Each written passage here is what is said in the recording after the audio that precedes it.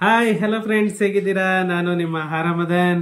Friends, ಸ್ವಲ್ಪ busy schedule ಇಂದ videos ಮಾಡೋಕ್ಕಾಗ್ತಾ ಇಲ್ಲ. ಯಾರನ್ನು ಬೇಜಾರು ಮಾಡ್ಕೋಬೇಡಿ. ಯಾಕಂತ ಅಂದರೆ ಟೈಮ್ ಸಿಕ್ಕಾಗೆಲ್ಲ ನಾನು ಅಟ್ಲೀಸ್ಟ್ ಒಂದೊಂದು ವಿಡಿಯೋ ಆದರೂ ಕೂಡ ನಾನು ಅಪ್ಲೋಡ್ ಮಾಡೋಣ ಅಂತ ವೆಯ್ಟ್ ಮಾಡ್ತಾ ಇದ್ದೇನೆ.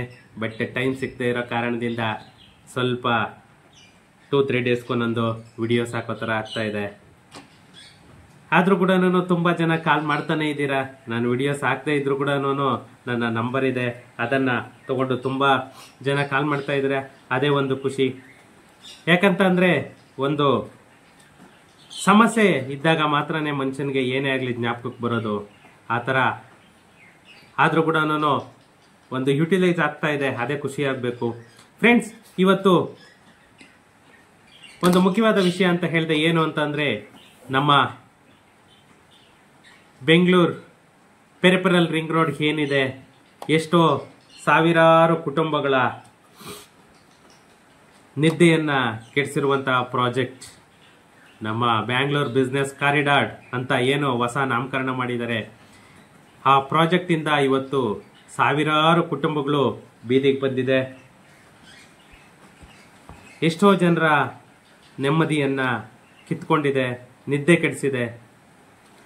ಅದೇ ಇದರಿಂದಲೇ ಸುಮಾರು ಜನ ಈ ನಮ್ಮ ಪೆರಿಫೆರಲ್ ರಿಂಗ್ ರೋಡ್ ಪ್ರಾಜೆಕ್ಟ್ಗೆ ಸಂಬಂಧಪಟ್ಟಂತೆ ಸುಮಾರು 600ಕ್ಕೂ ಹೆಚ್ಚು ಜನ ಹೈಕೋರ್ಟ್ ಮೆಟ್ಟಿಲನ್ನು ಹೇರಿದ್ದಾರೆ. ಅಷ್ಟು ಜನ ಹೈಕೋರ್ಟ್ ಮೆಟ್ಟಿಲನ್ನು ಹೇರಿದ್ರು ಕೂಡ BDAದವ್ರು ಹೇಳ್ತಾ ಇರೋದು ಒಂದೇ ಆನ್ಸರ್: ಯಾವುದೇ ಕಾರಣಕ್ಕೂ ನಾವು ಪ್ರಾಜೆಕ್ಟ್ ಅನ್ನ ಬಿಡಲ್ಲ, ಯಾವುದೇ ಕಾರಣಕ್ಕೂ ಪ್ರಾಜೆಕ್ಟ್ ಅನ್ನ ನಾವು ಬಿಡೋದಿಲ್ಲ. ಯಾಕಂತಂದ್ರೆ ನಾವು ಕೇಳ್ತಾ ಇರೋ ಇದ್ರಲ್ಲೇನೆ ಬೇರೆ, ಅವ್ರು ಹೇಳ್ತಾ ಇರೋ ಇದ್ರಲ್ಲೇ ಸೆಕ್ಷನ್ನೇ ಬೇರೆ. ನಾವಿವಾಗ ಯಾವ ಸೆಕ್ಷನ್ ನಲ್ಲಿ ನೀವು ಅವರು ಯಾವ್ದು ತಿದ್ದುಪಡಿ ಮಾಡಿದ್ದಾರೆ ಅದರಲ್ಲಿ ನಾವು ಕಾಂಪೋಸಿಷನ್ ಅನ್ನ ಕೇಳ್ತಾ ಇದ್ದೀವಿ. ಅವರು ಹಳೆ ಸೆಕ್ಷನ್ಸ್ ಏನಿದೆ ಅದ್ರ ಪ್ರಕಾರ ಅವರು ಕಾಂಪೋಸಿಷನ್ ಅನ್ನ ಇಶ್ಯೂ ಮಾಡ್ಲಿಕ್ಕೆ ರೆಡಿ ಆಗ್ತಾ ಇದ್ದಾರೆ. ಅದೇ ತರನೇನೆ ಇವಾಗ ಸುಮಾರು 600ಕ್ಕೂ ಹೆಚ್ಚು ಜನ ಹೈಕೋರ್ಟ್ ಅಲ್ಲಿ ದಾವೆಯನ್ನ ಹೂಡಿದ್ದಾರೆ. ಏನು ಪ್ರಕರಣವನ್ನ ದಾಖಲು ಮಾಡಿದ್ದಾರೆ, ಆ ಪ್ರಕರಣಕ್ಕೆ ಸಂಬಂಧಪಟ್ಟಂತೆ ನಮಗೆ ಇಲ್ಲಿವರೆಗೂ ಯಾವುದೇ ನೋಟಿಸ್ ಬಂದಿಲ್ಲ ಅಂತ ಹೇಳ್ತಾ ಇದ್ದಾರೆ BDAನಲ್ಲಿ. ಅಂದ್ರೆ ಇದರಲ್ಲಿ ಸರ್ಕಾರ ಕಳ್ಳಾಟ ಆಡ್ತಾ ಇದೆಯಾ ಅಥವಾ ಕೋರ್ಟ್ ಇದ್ ಮಾಡ್ತಾ ಇದೆಯಾ ಒಂದು ಗೊತ್ತಾಗ್ತಾ ಇಲ್ಲ.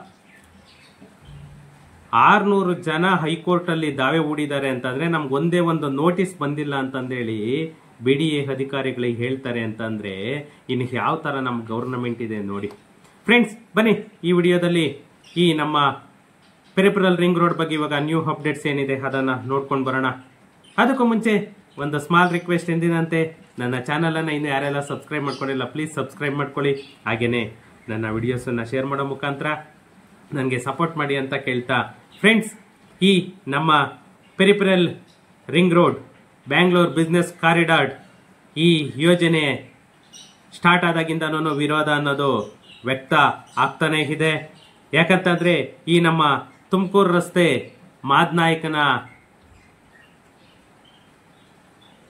ಮಾದನಾಯಕನಹಳ್ಳಿ ಪಕ್ಕದಲ್ಲಿ ಏನ್ ಬರ್ತಾ ಇದೆ ನಮ್ಮ ಈ peripheral ring road, Hesaraghatta road, Doddaballapura road, ಮತ್ತೆ ಬಳ್ಳಾರಿ ರೋಡ್, ಮತ್ತೆ Hennur road, Madras road, Whitefield, Chansandra, Sarjapura,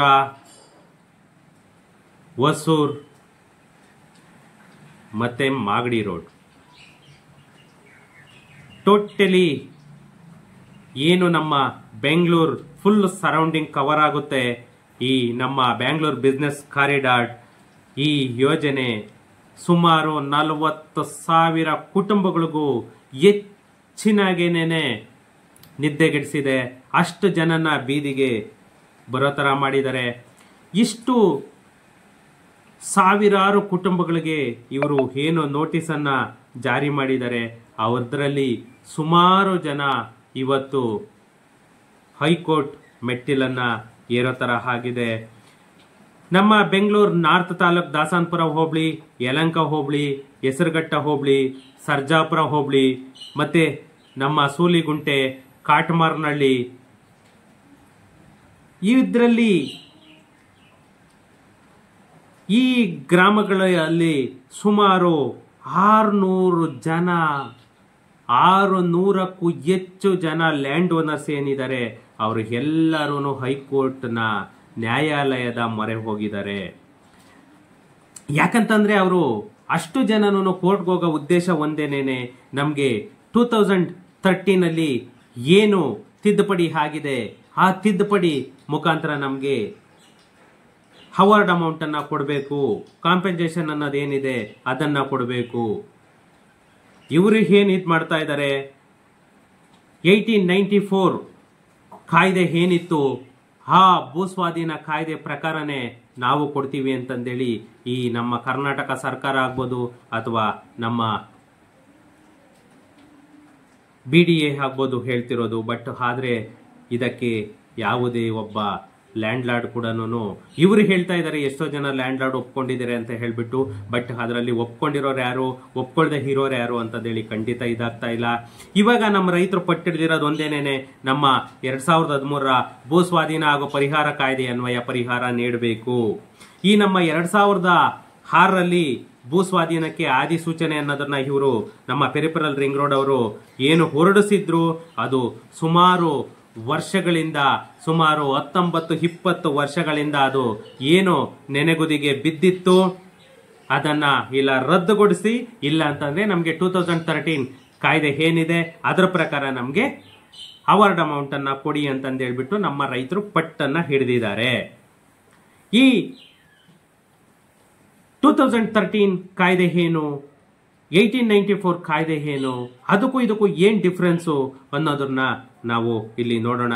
ಯಾಕಂತಂದ್ರೆ ಈ ಹೊಸದಾಗಿ ಆದಿಸೂಚನೆಯನ್ನ ಏನು ಹೊರಡಿಸಿದ್ದಾರೆ ನಮ್ಮ ಕರ್ನಾಟಕ ಗವರ್ನಮೆಂಟ್, ಅದರಲ್ಲೂ ಮುಖ್ಯವಾಗಿ ನಮ್ಮ DK ಶಿವಕುಮಾರ್ ಅವರು, ಯಾಕಂದ್ರೆ ಅವಾಗೂ ಈ ನಮ್ಮ ಕುಮಾರಸ್ವಾಮಿ ಅವರು ಏನು ಜನನಾಯಕ, ರೈತರ ಬಂಧು ಅಂತ ಏನೆಲ್ಲ ಹೊಗಳ್ತೀರಾ ಅವರೇ ಈ ಪೆರಿಫೆರಲ್ ರಿಂಗ್ ರೋಡ್ ಅನ್ನ ಕೂಡ ತಂದವರು.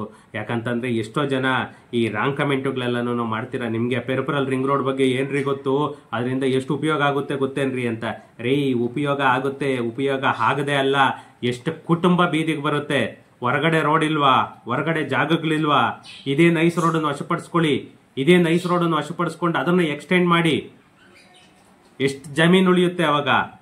ಯಾಕೆ ಕರ್ನಾಟಕ ಸರ್ಕಾರಕ್ಕೆ ಅದಕ್ಕೆ ತಲೆ ಇಲ್ವಾ, ಬೇರೆದಕ್ಕೆಲ್ಲನೂ ಅಷ್ಟೆಲ್ಲನೂ ಇದ್ ಮಾಡ್ತಾರೆ, ಅಲ್ಲಿ ಬಿಡಿ ಎಕ್ಸ್ಪರ್ಟ್ಸ್ ಅದಕ್ಕೆಲ್ಲನೂ ಇವಾಗ ಸಮಿತಿಯನ್ನ ರಚನೆ ಮಾಡ್ತಾ ಇದ್ದಾರೆ. ಆ ಸಮಿತಿಯಲ್ಲೆಲ್ಲನೂ ಇದ್ ಮಾಡಿ ಈ ಪೆರಿಫೆರಲ್ ರಿಂಗ್ ರೋಡ್ದು ಅಷ್ಟು ಜಮೀನುಗಳನ್ನು ಉಳ್ಕೊಳ್ಳುತ್ತಲ್ವಾ,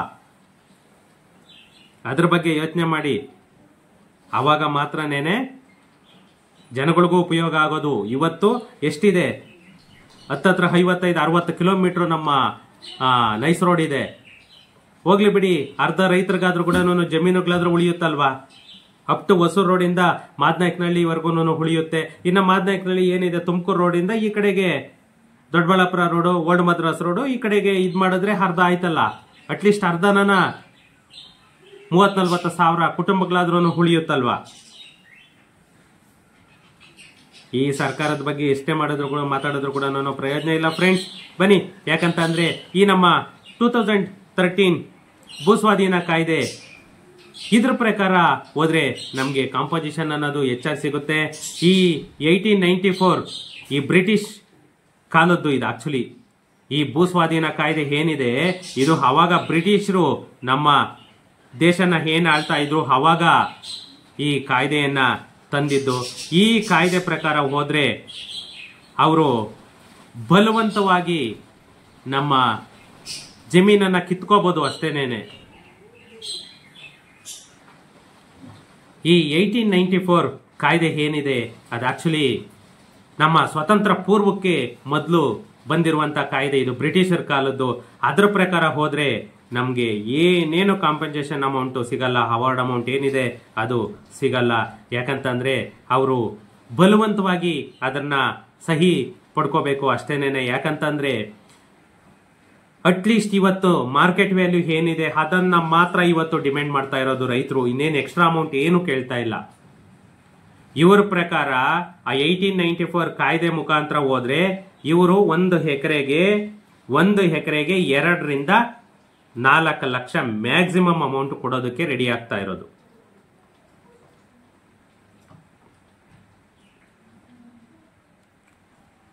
ಈ ಪೆರಿಫೆರಲ್ ರಿಂಗ್ ರೋಡ್ಗೆ ಏನ್ ಇವರು ಅವಾರ್ಡ್ ಅಮೌಂಟ್ ಅನ್ನ ಇದ್ ಮಾಡ್ತಿದ್ದಾರೆ, ಅದು ಮ್ಯಾಕ್ಸಿಮಮ್ ಬಂದ್ಬಿಟ್ಟು 2-4 ಕೋಟಿ. 2-4 ಕೋಟಿಗೆ ನೆಲಮಂಗಲದಿಂದ ಆಚೆ ಕೂಡ ಸಿಗೋಲ್ಲ ಫ್ರೆಂಡ್ಸ್ ಇವತ್ತು. ಅಂಥದ್ರಲ್ಲಿ ಸಿಟಿ ಲಿಮಿಟ್ ಅಲ್ಲಿ ಇವರಿಗೆ 2 ಕೋಟಿ 3 ಕೋಟಿಗೆ ಒಂದೊಂದು ಎಕರೆ ಯಾರು ಬಿಟ್ಟುಕೊಡಕ್ಕೆ ರೆಡಿ ಇರ್ತಾರೆ? ರೈತರು ಯಾರು ಬಿಟ್ಟುಕೊಡಲ್ಲ. ಇವತ್ತು ಪ್ರತಿಯೊಂದು ಜಮೀನನ್ನ ಅಕ್ವೈರ್ ಮಾಡ್ಕೊಳ್ಬೇಕಂದ್ರೂ ಕೂಡ ಇದೇ ತರ ಪ್ರಾಬ್ಲಮ್ ಅನ್ನೋದು ಆಗ್ತಾ ಇದೆ. ಯಾಕಂದ್ರೆ ಒಂದಲ್ಲ, ಈ DK ಶಿವಕುಮಾರ್ ಅವರು 100 ಪ್ರಾಜೆಕ್ಟ್ ಅನ್ನ ತರ್ತಾ ಇದ್ದಾರೆ. ಇನ್ನ ಅಲ್ಲಿ ಈ ಬಿಡದಿ ಟೌನ್ಶಿಪ್ ಏನ್ ಮಾಡ್ತಾ ಇದ್ದಾರೆ, ಅದರಲ್ಲಿ ಇನ್ನೂ ಯಾವ ತರ ಹಿಂಸೆ ಕೊಡ್ತಾರೋ ಗೊತ್ತಿಲ್ಲ. ಮತ್ತೆ ಅಸಬ್ಮರ್ಸಿಬಲ್ ಟ್ರೈನ್ಸ್ ಏನಿದೆ ಅದಕ್ಕೆ ಅಕ್ವೈರ್ ಮಾಡ್ಕೊಳ್ತಿದ್ದಾರೆ, ಅದಕ್ಕೆ ಎಷ್ಟು ಕೊಡ್ತಾರೆ ಅಂತಂದೇಳಿ ಗೊತ್ತಿಲ್ಲ.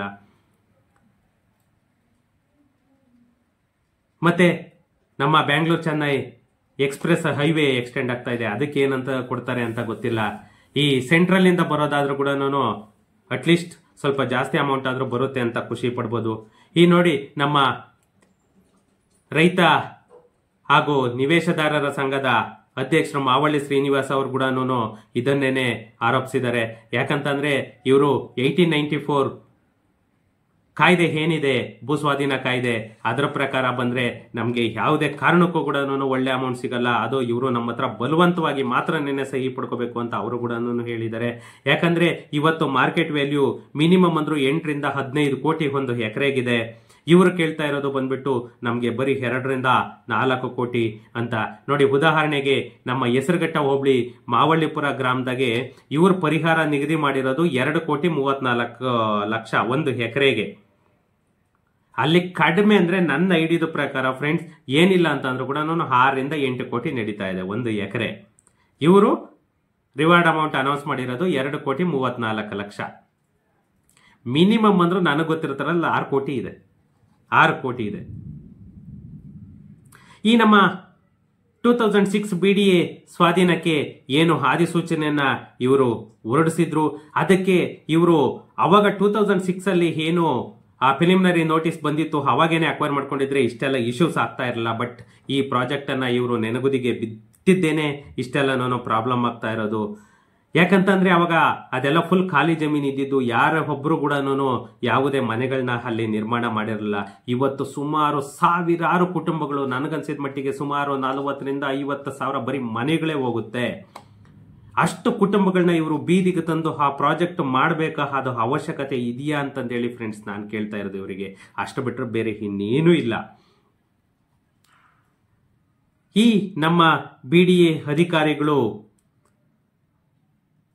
ಏನು ಮಾಡ್ತಿದ್ದಾರೆ, ಎಷ್ಟೋ ಜನ ನೋಡಿ, ಈ ನಮ್ಮ ರೈತರು ಮತ್ತೆ BDA ಪರಸ್ಪರ ಒಪ್ಪಂದ ಏನ್ ಮಾಡ್ಕೊಳ್ತಾ ಇದ್ದಾರೆ, ಆ ಒಪ್ಪಂದಕ್ಕೆ ಇವರು ಬಲವಂತವಾಗಿ ಸಿಗ್ನೇಚರ್ ಅನ್ನ ಮಾಡಿಸ್ಕೊಳ್ತಾ ಇದ್ದಾರೆ. ಮತ್ತೆ ಎಷ್ಟೋ ಜನ ಅಮಾಯಕ ರೈತರನ್ನ ಇವರು ಒಪ್ಪಿಸ್ತಾ ಇದ್ದಾರೆ ಅಂತ ಹೇಳ್ಬಿಟ್ಟು ಇವರು ಮಾವಳ್ಳಿ ರೈತರು ಧನರಾಜ್ ಕೂಡ ಅದೇನೇನೆ ಆರೋಪಿಸ್ತಾ ಇದ್ದಾರೆ. ಯಾಕಂತಂದ್ರೆ ಈ BDA ಮಾರ್ಗಸೂಚಿ ಏನಿದೆ ಅದರ ಪ್ರಕಾರನೇ ಇವರು ಪರಿಹಾರ ಕೊಡೋದಕ್ಕೆ ಸಿದ್ಧರಾಗಿದ್ದಾರೆ. ಬಟ್ ಅಲ್ಲಿಂದ ಮಾರ್ಕೆಟ್ ವ್ಯಾಲ್ಯೂನ ಇವರು ಯಾರು ಸರ್ಕಾರನೂ ಗಮನಿಸ್ತಾ ಇಲ್ಲ, BDA ಅಧಿಕಾರಿಗಳು ಕೂಡ ಗಮನಿಸ್ತಾ ಇಲ್ಲ. ರೈತರು ಕೇಳ್ತಾ ಇರೋದು ನಾವು ಜಮೀನ್ ಕೊಡಲ್ಲ ಅಂತ ಹೇಳ್ತಾ ಇಲ್ಲ, ನಮ್ಗೆ ಒಳ್ಳೆ ಪರಿಹಾರನ ಕೊಡಿ ಅಂತ ಮಾತ್ರನೇನೆ ಕೇಳ್ತಾ ಇದ್ದಾರೆ.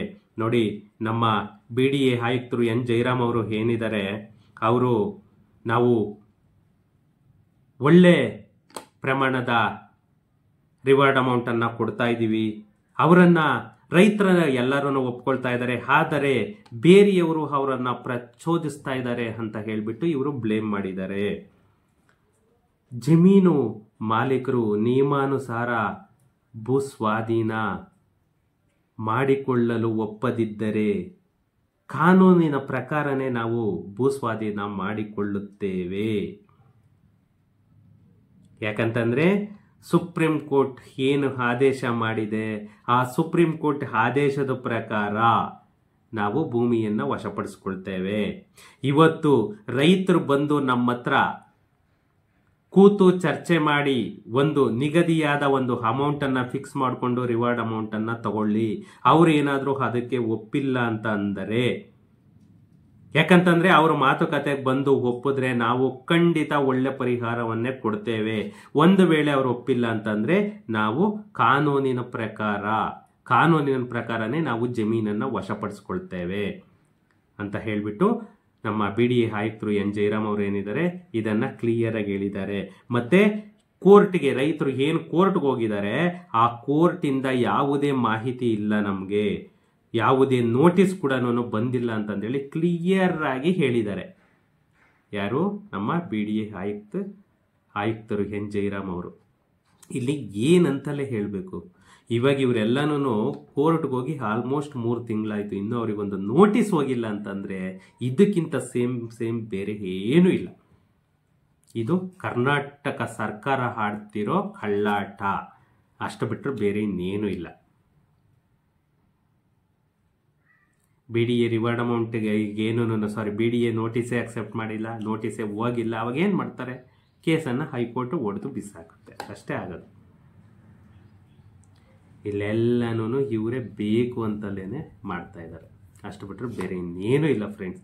ಅದರಿಂದ ಯಾವುದೇ ಒಬ್ಬ ರೈತರು ಕೂಡ ಎಷ್ಟಲಿವರೆಗೂ ಆಗುತ್ತೋ ಅಲ್ಲಿವರೆಗೂ ಹೋರಾಡೋಣ. ಒಳ್ಳೆ ಅಮೌಂಟ್ಗೆ ಫಿಕ್ಸ್ ಆಯಿತು ಅಂದರೆ ಖಂಡಿತ ಬಿಟ್ಟು ಕೊಡೋಣ, ಇಷ್ಟೇ, ಅಷ್ಟು ಬಿಟ್ಟರೆ ಬೇರೆ ಏನು ಇಲ್ಲ. ಓಕೆ ಫ್ರೆಂಡ್ಸ್, ಸಿಗೋಣ ನೆಕ್ಸ್ಟ್ ವಿಡಿಯೋದಲ್ಲಿ. Thank you.